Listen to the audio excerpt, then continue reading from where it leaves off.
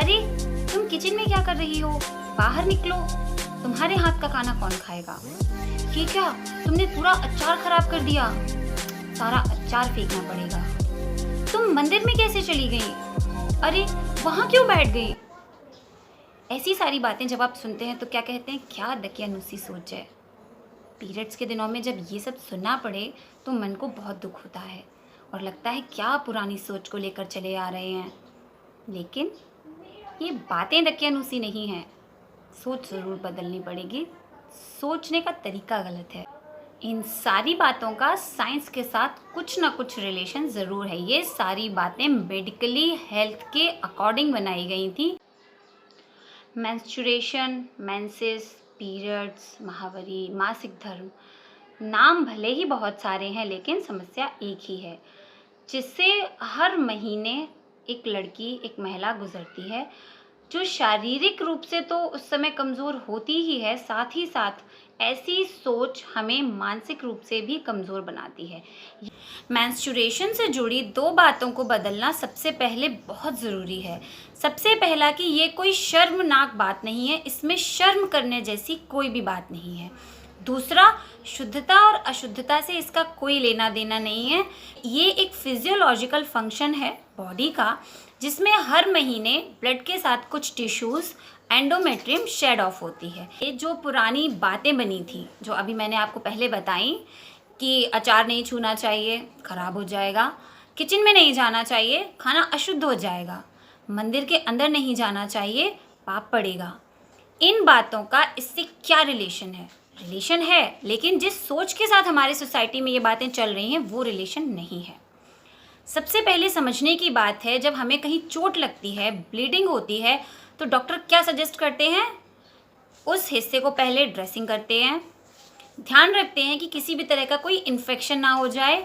आपको समझाया जाता है कि आपके जिस हिस्से में चोट लगी है, ब्लीडिंग हो रही है, आप उस हिस्से को रेस्ट दें, उससे काम ना लें, जिससे कि वहाँ पर सूजन बढ़ेगी, ब्लड ज़्यादा बहेगा, आराम नहीं मिलेगा आपको स्वेलिंग में, दर्द में। सेम यही लॉजिक होता है पीरियड्स के दिनों में।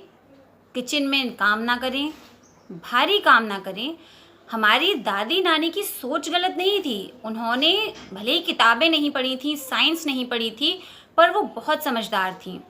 उनकी इस सोच के पीछे जो नज़रिया था, जो तथ्य थे, वो यही थे कि जिन दिनों महिला उन 3 से 4 दिनों में पीरियड्स के दौरान होने वाली ब्लीडिंग की वजह से शरीर इतना कमज़ोर होता है, जो दर्द हो रहा होता है, वो दर्द की आप कल्पना नहीं कर सकते कितना असहनीय दर्द होता है। तो शरीर ऑलरेडी इतना वीक होता है, कमज़ोर होता है कि बॉडी ससेप्टेबल होती है, प्रोन होती है इन्फेक्शंस के लिए। शरीर में ऐसी बीमारियां ना हो जाएं कि आप उनसे आगे जाकर और परेशानी खड़ी हो, इसलिए उन लोगों ने ये थॉट बनाया होगा कि किचन में काम ना करें। लेकिन उन्होंने ये सोच ऐसे डेवलप करी कि अरे खाना अशुद्ध हो जाएगा, आप खाना नहीं बना सकते। लॉजिक ये नहीं था कि खाना अशुद्ध हो जाएगा, उनका लॉजिक ये था कि आपसे काम ना करवाया जाए, आपको रेस्ट दिया जाए। ये कुरीति कब बन गई पता ही नहीं चला। अपील करूंगी आप सभी से कि इस उद्देश्य को तो आज फिर से डेवलप करना चाहिए कि जो महिला मेंस्ट्रुएट कर रही है, मेंस्ट्रुएशन के दौर से गुजर रही है, उसको फिजिकली, मेंटली प्रॉपर रेस्ट दिया जाए, इमोशनल सपोर्ट दिया जाए। साइंटिफिक फैक्ट्स क्या हैं? क्योंकि जब मेंस्ट्रुएशन की पीरियड में एंडोमेट्रियम शेड ऑफ होती है तो बहुत अधिक चांसेस होते हैं यूट्रस में स्वेलिंग बढ़ने की, जिसकी वजह से जो लोग इस बात का ख्याल नहीं रखते हैं, पीरियड्स के दौरान भारी भरकम काम करना, बहुत ज़्यादा ओवर एक्सर्शन करना फिजिकली, उनको चांसेस बढ़ जाते हैं फाइब्रॉइड होने के। और आप सभी देख रहे हैं कि आजकल कितनी महिलाएं, कितनी बच्चियां इस बात से बहुत परेशान हैं कि उनको छोटी छोटी उम्र में यूट्रस में ट्यूमर हो रहे हैं, फाइब्रॉइड हो रहे हैं, गठाने हो रही हैं, जिनके लिए उन्हें कम उम्र में ऑपरेशन तक कराने पड़ रहे हैं। में बेडशीट अलग कर देते थे, आज भी कई लोग करते हैं। उसके पीछे भी रीज़न यही था कि हमारी बॉडी इतनी ससेप्टेबल होती है इन्फेक्शंस के लिए। अगर हम किसी भी चादर पर बैठ जाएंगे, कहीं भी जाकर बैठ जाएंगे, इन्फेक्शंस के चांसेस बहुत ज़्यादा होते हैं महिलाओं में। आज भी भारत में सबसे ज़्यादा महिलाओं की, लड़कियों की मौत होती है सर्वाइकल कैंसर की वजह से। सर्विक्स का कैंसर सबसे कॉमन है महिलाओं में और लड़कियों में, क्योंकि लड़कियां बहुत प्रोन होती हैं इस तरह के इन्फेक्शन के लिए। इसलिए उस समय पे ये बात बनाई गई होगी कि कहीं भी मत बैठ जाओ। अब एक सबसे कंट्रोवर्शियल मुद्दा है, पीरियड्स के दिनों में पूजा पाठ क्यों नहीं करनी चाहिए। मेरे पास इसका भी लॉजिक है आपको समझाने के लिए साइंस के साथ। पीरियड्स के दिनों में पूजा पाठ करना इसलिए वर्जित है, आप इसको ध्यान से समझिए। कैसी पूजा पाठ वर्जित है? मानसिक जाप बिल्कुल भी वर्जित नहीं है। आप कहीं भी जाकर किसी से भी पूछ लीजिए और मुझे भी बताइएगा अगर आपको ऐसी कोई जानकारी मिले कि मानसिक जाप आप नहीं कर सकते। आप मानसिक जाप कर सकते हैं। आप दूर से एक डिस्टेंस से 10 मीटर की दूरी से भगवान को दर्शन कर सकते हैं, प्रणाम कर सकते हैं, उन्हें स्पर्श नहीं कर सकते। इसके पीछे साइंस है। ये बात ऐसी नहीं है कि बस बना दी गई है, ये कोई दकियानूसी सोच नहीं है।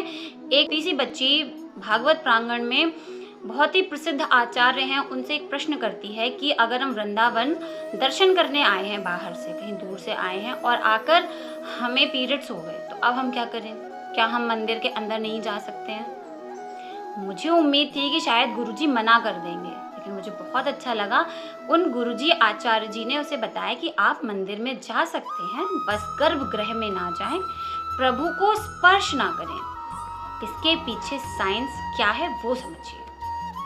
जैसे मैंने अपने कई वीडियोस में आपको बताया है ऑरा के बारे में, मैं एक रेकी हीलर भी हूँ, तो ऑरा को हमेशा आपको समझाती रहती हूँ कि हम सभी के चारों ओर, जैसे आप भगवान की फोटो देखते हैं तो चारों ओर एक दिव्य प्रकाश दिखाई देता है, वैसे हम सभी के चारों ओर भी एक एनर्जी होती है, एक सर्कल होता है एनर्जी का। अब हमने जैसे इसको साइंस से समझिए, हमारी इम्यूनिटी लो है, हमारी ससेप्टिबिलिटी कम है, सेम वैसे ही हमारा ऑरा उस समय वीक है। और अगर आप इसको धर्म से इमेजिन करिए, सिर्फ इमेजिन करिए, जब आप ईश्वर के जो ऑरा है, ईश्वर का जो प्रकाश है, वो कितना दिव्य, कितना तेज होता है, कितनी एनर्जी है उस प्रकाश में। जब अगर आप भगवान के ज़्यादा करीब जाएंगे तो ये भगवान का ऑरा है, ये आपका ऑरा है, वो आपस में टकराएंगे और आपके ऑरा में इतनी शक्ति नहीं है कि आप प्रभु का ऑरा झेल पाएँ, उनकी एनर्जी आप झेल पाएँ। तो इससे आपका शरीर और ज़्यादा वीक हो जाएगा। हो सकता है आपको घबराहट, बेचैनी, चक्कर, किसी भी तरह की कोई परेशानी हो सकती है, चांसेस हैं, क्योंकि 3 दिन तक बॉडी बहुत ज़्यादा वीक होती है, आपका ऑरा बहुत कमज़ोर होता है, तो वो एनर्जी आपस में क्लैश ना हो, टकराए नहीं। इस वजह से मना किया जाता है कि ईश्वर या भगवान की प्रतिमा को स्पर्श ना करें या फिर उनके नज़दीक ना जाएं। आप दूर से भगवान को देख सकते हैं, उनको वंदन कर सकते हैं, मन से जाप कर सकते हैं।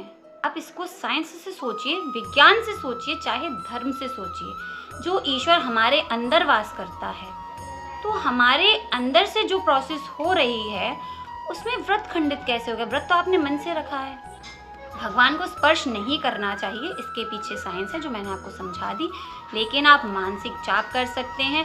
अगर आपका व्रत है, आप कोई अनुष्ठान कर रहे थे, तो आप दूर रह के अपना व्रत अनुष्ठान मन से अपने तरीके से पूरा कर सकते हैं। और दूसरा कॉन्सेप्ट जो कई लोग कहते हैं कि अभी भी सोचते हैं कि जिस व्यक्ति ने खाना बनाया वो अशुद्ध हो गया, इसके पीछे तो मैं एक प्रश्न भी करूँगी आपसे, आपके पास उत्तर हो तो मुझे समझाइएगा। वो खाना अशुद्ध है, वो खाना कुछ लोग होते हैं जो नहीं खाते कि हमारे अंदर ईश्वर का वास है। जो भोजन हम ग्रहण करते हैं वो भोजन ईश्वर तक पहुंचता है, आत्मा परमात्मा एक है। तो फिर ये बात कैसे सही हो गई कि जब हम भोजन को खुद ग्रहण कर रहे हैं तो भी वो ईश्वर तक पहुंच रहा है? तो वो बनाया हुआ खाना आप क्यों नहीं खा सकते हैं? इसका उत्तर अगर आपके पास हो तो कमेंट बॉक्स में ज़रूर बताएं। अगर आपको इस वीडियो में दी हुई जानकारी ज़रा भी अच्छी लगी, आप सहमत हैं, तो प्लीज़ इस वीडियो को शेयर करें, ज़्यादा से ज़्यादा जागरूक बनाएं लोगों को। प्लीज़ वीडियो को लाइक करें, शेयर करें ज़्यादा से ज़्यादा और चैनल को सब्सक्राइब ज़रूर करें।